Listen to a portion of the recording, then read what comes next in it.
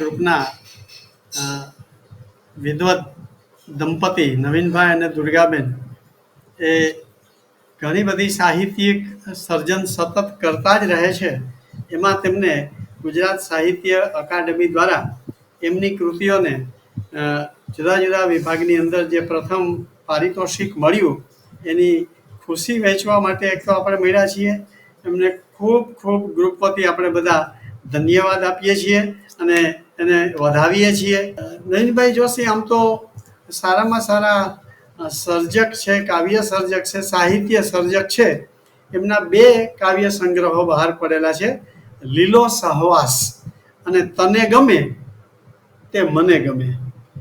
આ 2 પુસ્તકો પ્રકાશિત થયા પછી તેમનું આ ત્રીજું પુસ્તક છે આચાર્ય ચાણક્યના નીતિસૂત્રો, જેને સાહિત્ય અકાદમીનું પ્રથમ પારિતોષિક મળ્યું છે. એક સર્જકના નાતે નવીનભાઈએ વિવિધ સામયિકોમાં ઘણા બધા કાવ્યો અને લઘુકથાઓ પ્રકાશિત કરી છે. આકાશવાણી રાજકોટ ઉપરથી એમના કાવ્ય પઠનના લગભગ 52 જેટલા કાર્યક્રમો પ્રસારિત કરવામાં આવેલા છે. દૂરદર્શન ઉપર પણ તેમણે કાવ્ય પઠનના 4 મોટા પ્રોગ્રામો આપેલા છે. બંનેનું પ્રકાશનનું લિસ્ટ ઘણું બધું છે. નવીન અને દુર્ગા આ બંનેના સાયુજ્યથી તેઓએ એક નવદુર્ગા પ્રકાશન આવું એમને નામ આપ્યું છે. એમાં હમણાંનું આ એમનું 18મું પુસ્તક છે અને એ 18મા પુસ્તકે જુદા જુદા વિષયો જેવા કે પર્યાવરણ, રામાયણ, મહાભારત, યોગ, પુરાણ, ધર્મશાસ્ત્ર, નીતિશાસ્ત્ર આવા બધા વિષયોમાં એમના પુસ્તકો છે. એટલે નવીનભાઈ અને દુર્ગાબેન શ્રેષ્ઠ જીવનનું નિદર્શન કરે છે. આપણી સામે એ મૂકે છે કે દંપતીમાં સાયુજ્ય હોય અને સંવાદિતા હોય તો સમાજ ઉપયોગી કેટલું બધું સરસ સર્જન સમાજને મળતું હોય છે. આવા સાક્ષર છે. અમરેલી અને ભાવનગર જિલ્લાના કવિઓનું એક ગ્રુપ, વોટ્સએપ ગ્રુપ ચાલે છે, સંવાદ ગ્રુપ. નવીનભાઈ એના સક્રિય સભ્ય અને એક આદરપાત્ર સદસ્ય છે એ ગ્રુપના, અને એમનું બહુ મોટું નામ આ સૌરાષ્ટ્રનો જે કવિ જગત છે એની અંદર છે. એટલે એવા નવીનભાઈ આજે આપણી સાથે જોડાયા છે, એનું આપણને આનંદ છે. નવીનભાઈ, આપને વિનંતી છે કે આપ જ હવે આપનો વિષય લો. નવીનભાઈ. નમસ્કાર. મારું પુસ્તક મેં હમણાં બતાવ્યું આપને, એને સંસ્કૃત સાહિત્ય અકાદમીનું પ્રથમ પારિતોષિક અનુવાદ વિભાગમાં મળેલ છે. હું તિજોરી અધિકારી તરીકે નિવૃત્ત થયો છું. SSCમાં મારે સૌથી વધારે માર્ક્સ સંસ્કૃતમાં હતા. એટલે અમારે એક શાસ્ત્રી સાહેબ હતા SSCના અંદર, એ મને કે તમે સંસ્કૃત રાખો. પણ એવું હતું કે આર્ટ્સમાં ગયા પછીથી કોઈ નોકરી મળતી નહીં, એટલે મેં કોમર્સ લીધું અને એના કારણે મને નોકરી મળી ગઈ. પણ મારો આખો વિષય બધો બદલાઈ ગયો. છતાંય તે મેં મારી રીતે સાહિત્યનું ચાલુ રાખ્યું બધું. અને એમાં મારા પત્ની જે પુસ્તકો લખે, દુર્ગા મેડમ, એનું પ્રૂફ રીડિંગ કરવામાં ને એના અંદર મને બહુ રસ પડતો. એટલે પ્રૂફ રીડિંગ કરતાં કરતાં મને ઘણું આવડ્યું. એમાં દિલ્હીની સંસ્કૃત ભારતી, એના અંદર 15 દિવસ અમે નિવાસી શિબિર કરી સંસ્કૃત બોલવા માટે. તો વધારે પછી રસ પડ્યો. એટલે સમજાઈ જાય, સંસ્કૃત વાંચીએ એટલે તરત સમજાય જાય. બોલતા તો એટલું બધું ન આવડે, કારણ કે પછી મારે તો એ ક્યાંય કામય ન આવ્યું, એટલે એનો મહાવરો છૂટી ગયો મારે.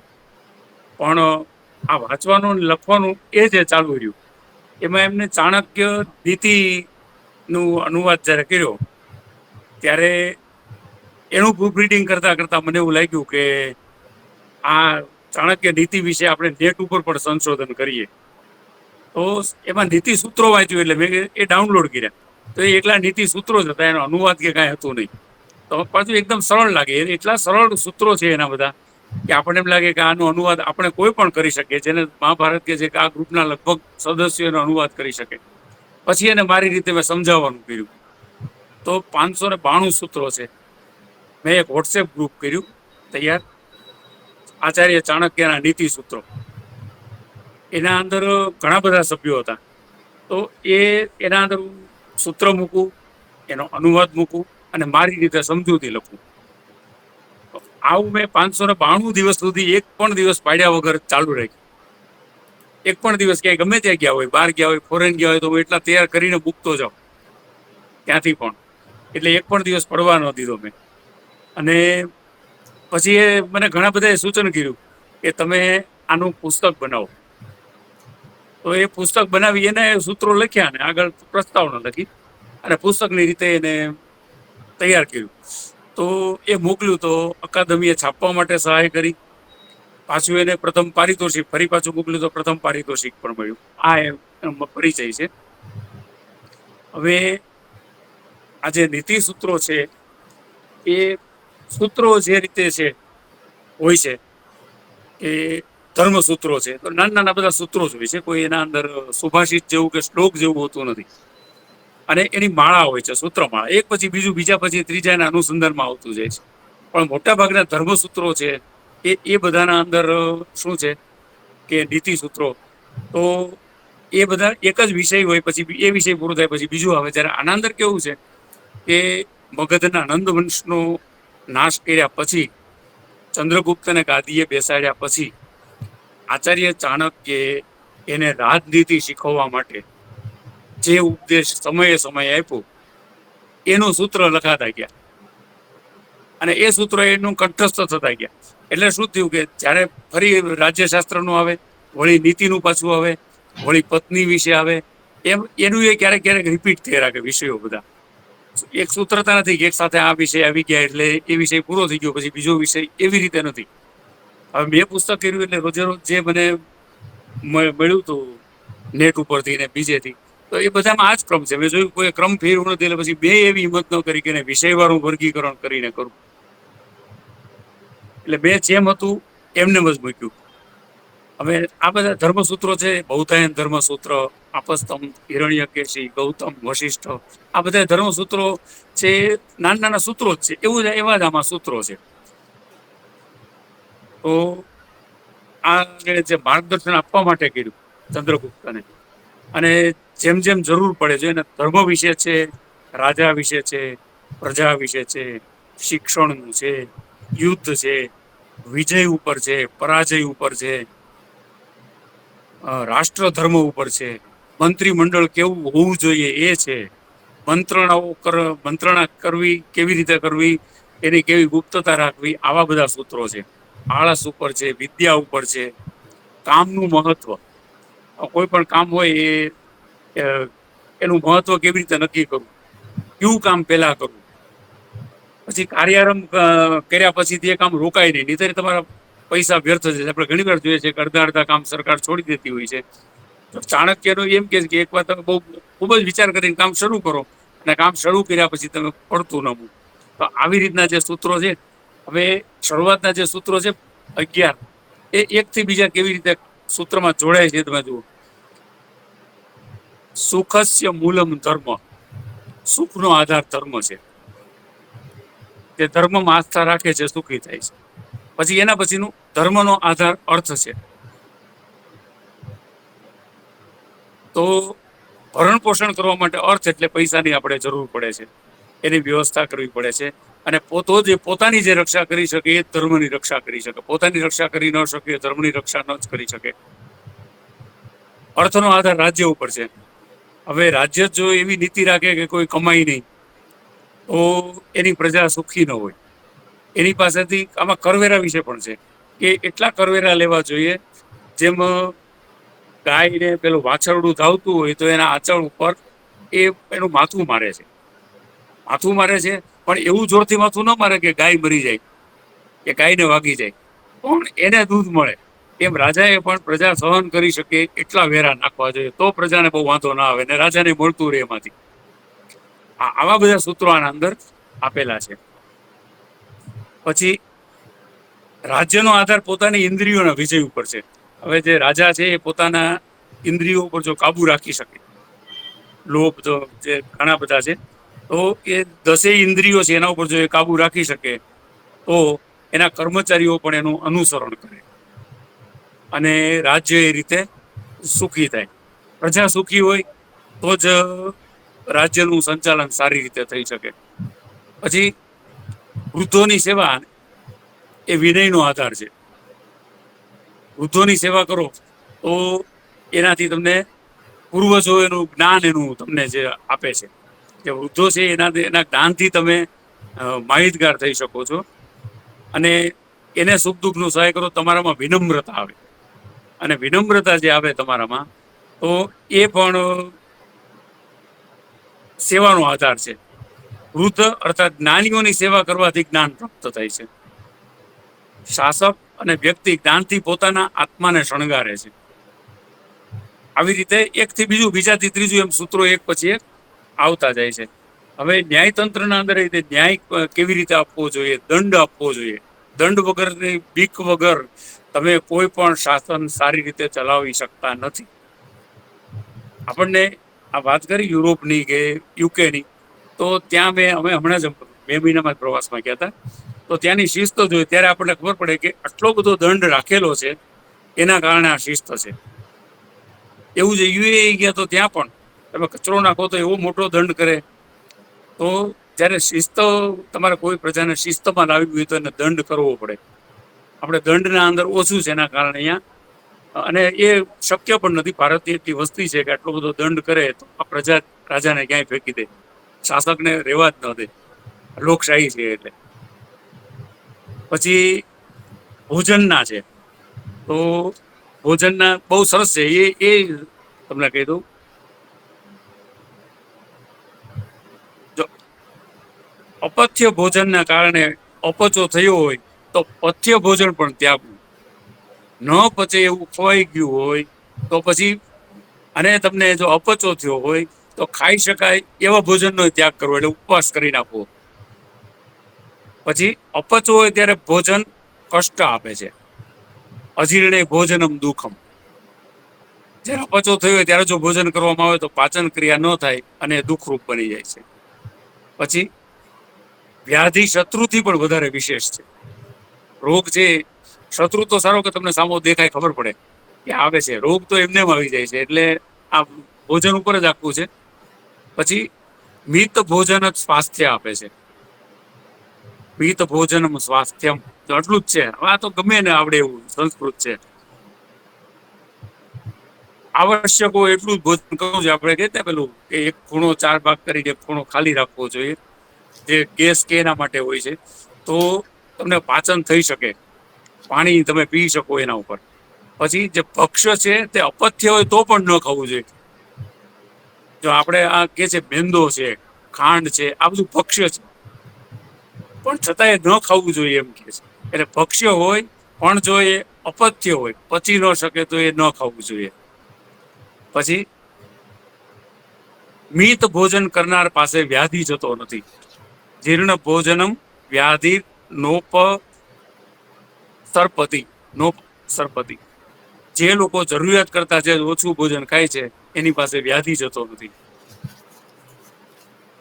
પછી બીજા કાર્યો કરવા વિશે છે. એમાં જ્યારે એકથી વધારે કાર્યો આપણે હોય કરવાના, ત્યારે કયા કાર્યનું ફળ સારું મળે એમ છે અને તરત મળે એમ છે, એ કામ પહેલા કરવું જોઈએ. એટલે જ્યારે કાર્યની સૂચિ નક્કી કરવામાં આવે કે પેલું કયું કરવું, બીજું કયું કરવું, તો જેનું ફળ તાત્કાલિક પ્રાપ્ત થાય ને એ કામ પહેલા કરવું જોઈએ. આવા બધા ટૂંકા ટૂંકા સૂત્રો અલગ અલગ વિષયના આપેલા છે એને.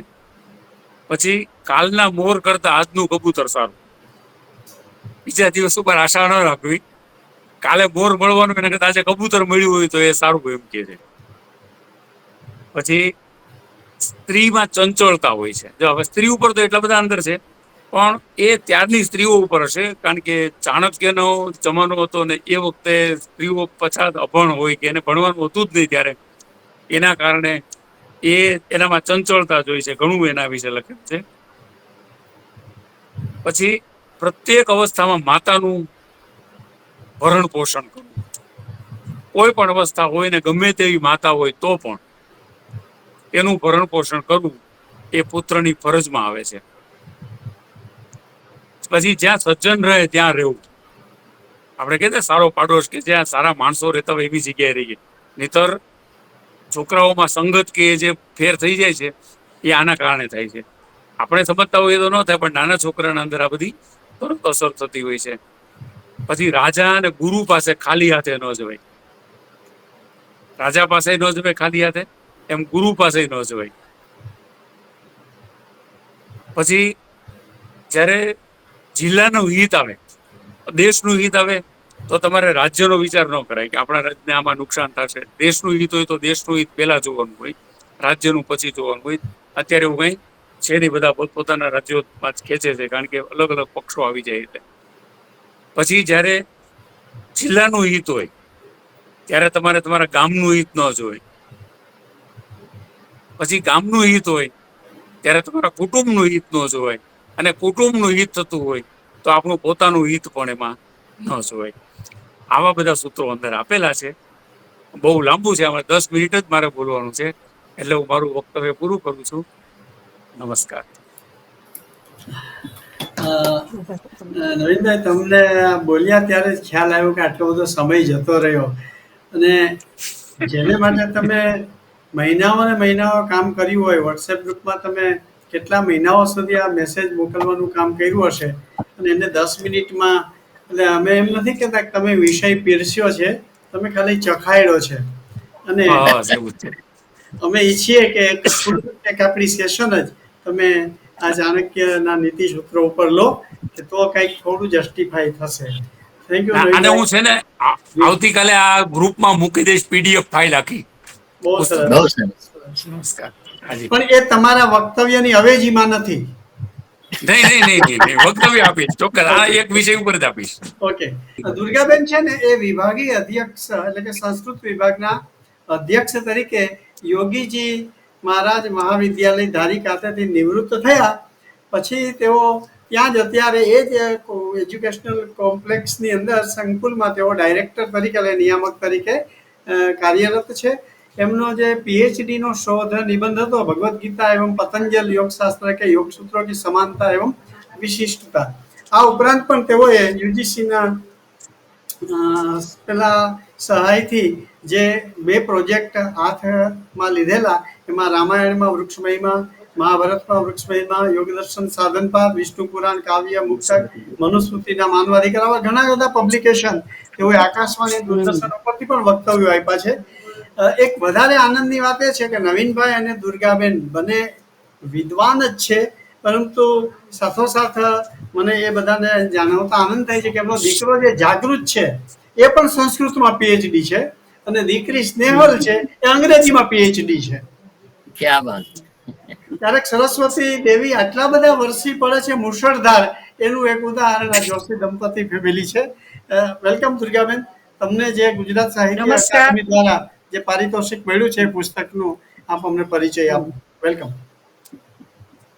સર.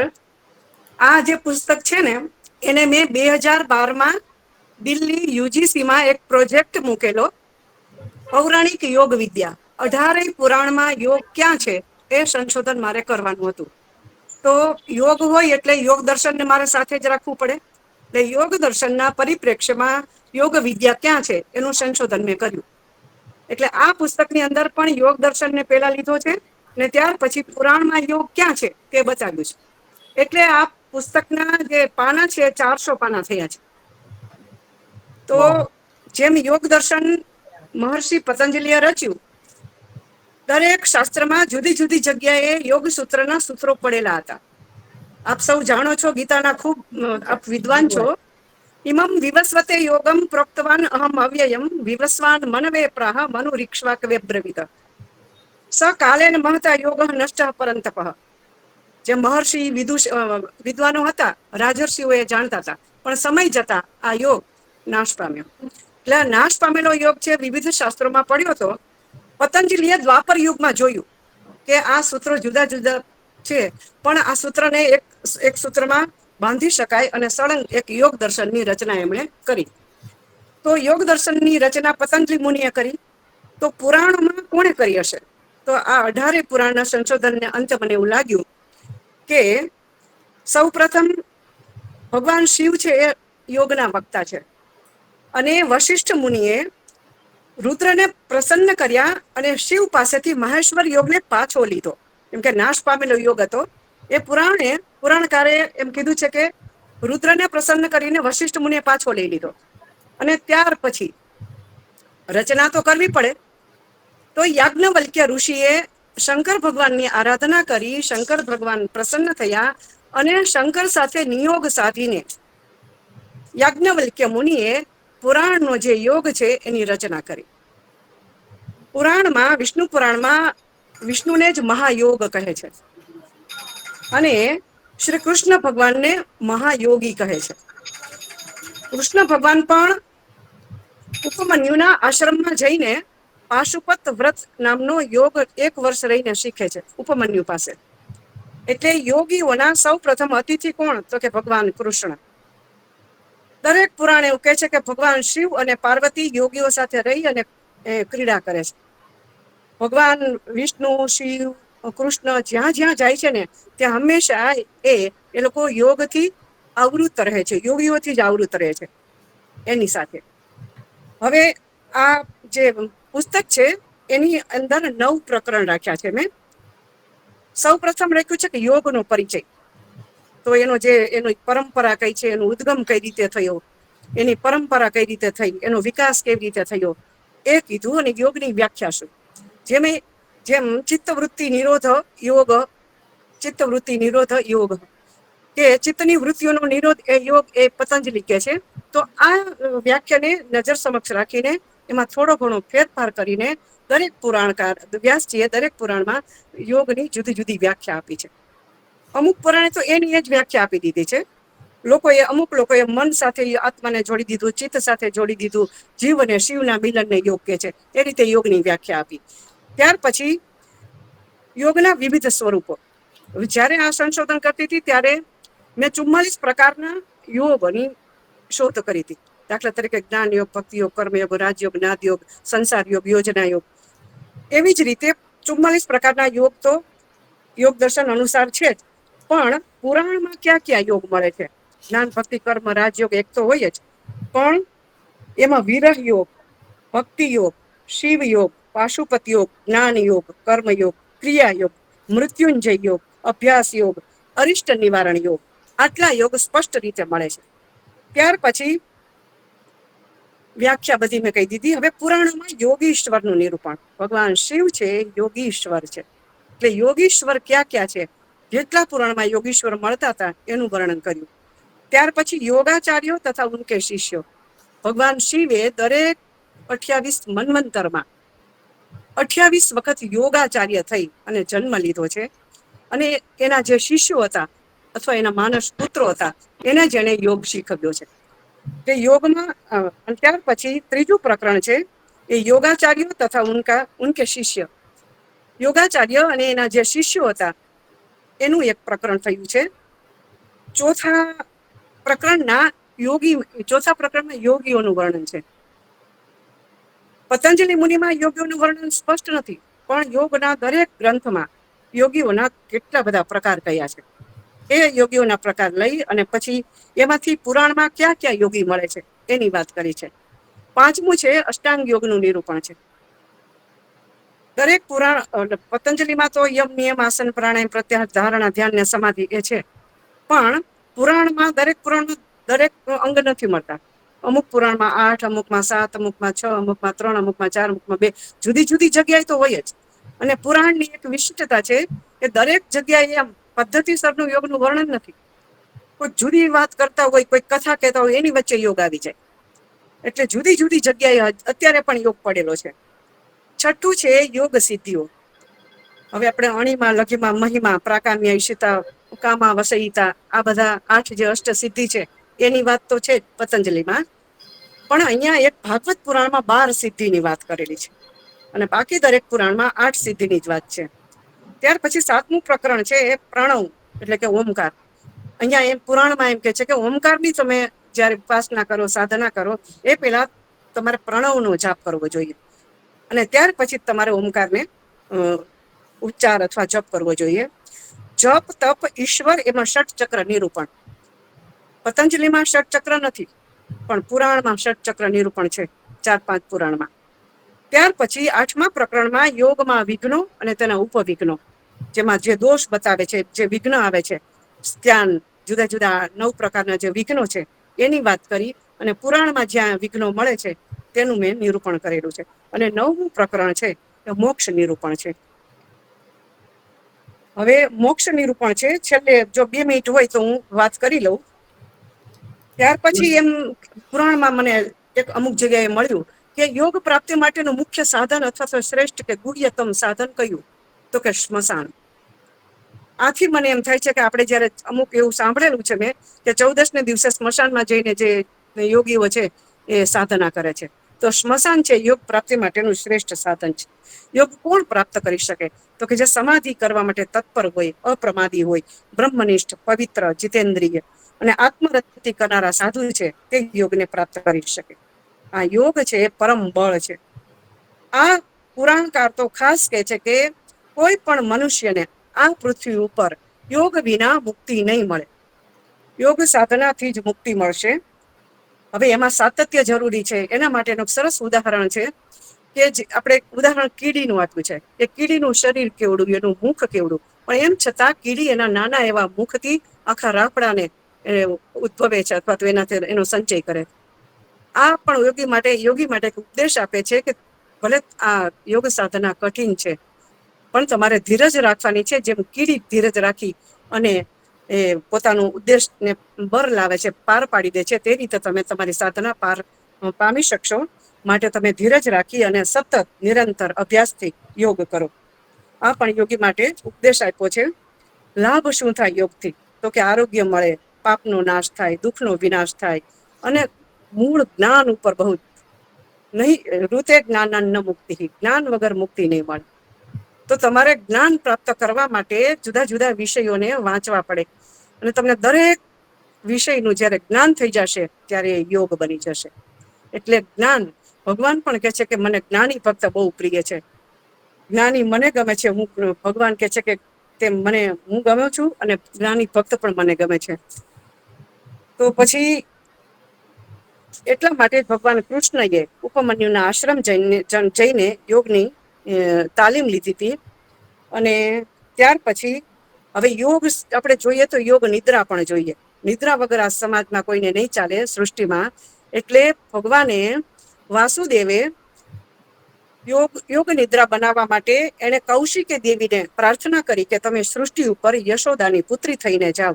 અને એ કૌશિકી દેવી છે એ યોગ નિદ્રા થયા. અને આ રીતે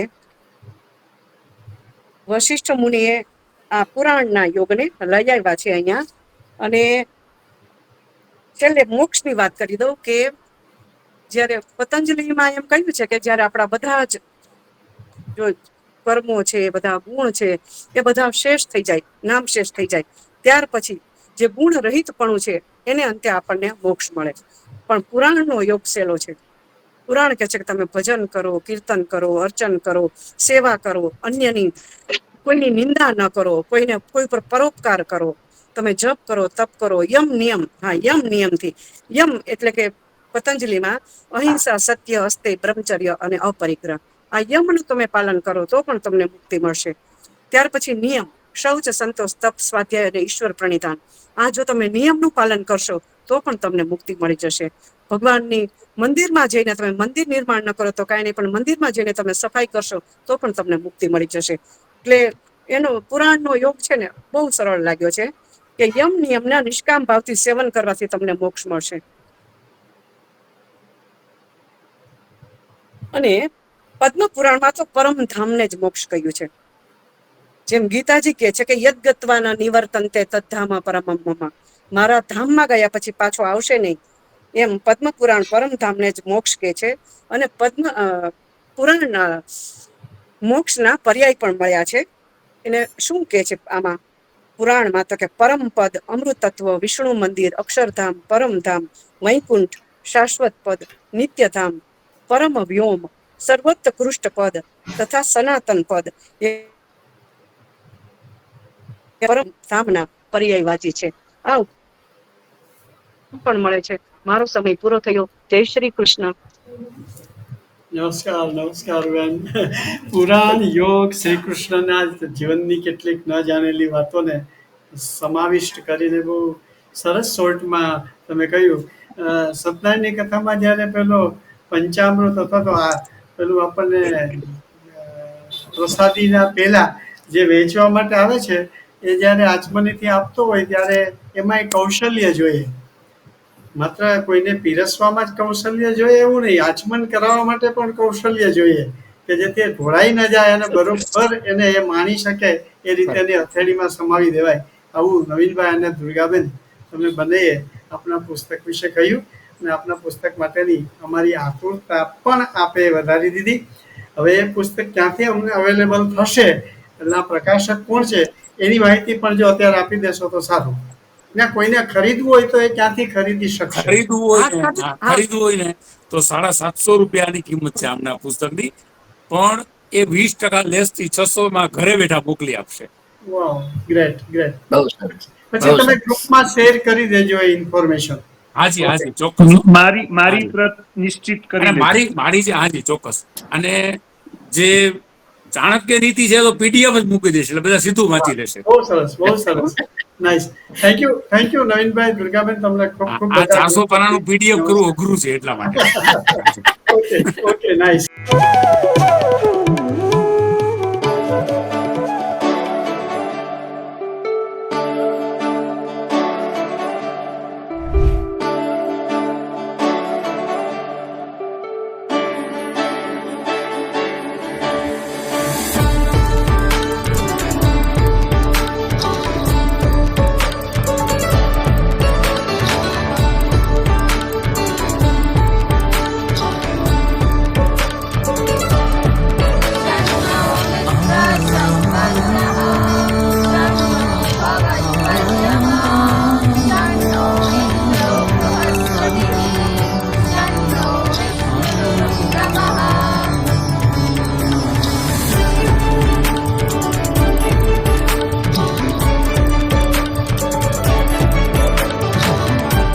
रथ यात्रा से एक दिन पहले हर साल आता है, वो संस्कृत का महाकवि कालिदास का इस संस्कृति को दिया महान वरदान है, जिसे हम आषाढ़ का प्रथम दिन कहते हैं।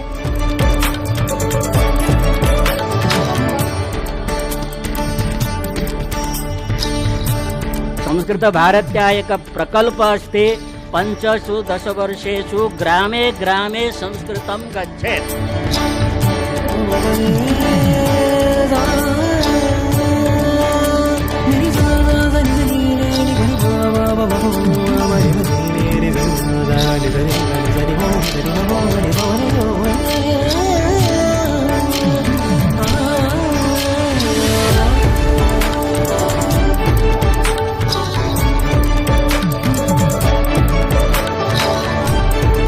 संस्कृतं यदस्ति अस्माकं भारतीय ज्ञानपरम्परया आधारभूतं, तस्य प्रचारप्रसारे आत्मानं नियोजयामः इत्येव अद्यतनकार्यक्रमस्य प्रेरणा अस्ति।